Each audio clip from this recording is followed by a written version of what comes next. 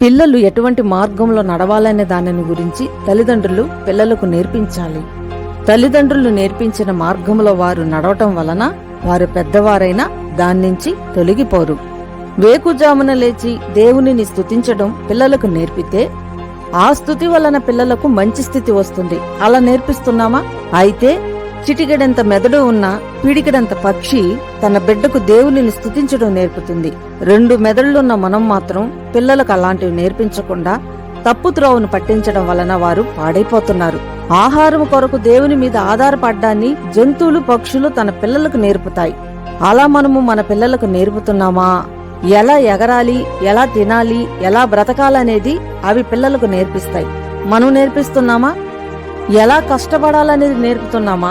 మంచి మర్యాదలను నేర్పుతున్నామా? పెద్దలను గౌరవించడం నేర్పుతున్నామా? నేర్పితే పిల్లలు ఎందుకు పాడవుతారు? కారణం దేవుని త్రోవ తల్లిదండ్రులకే తెలీదు.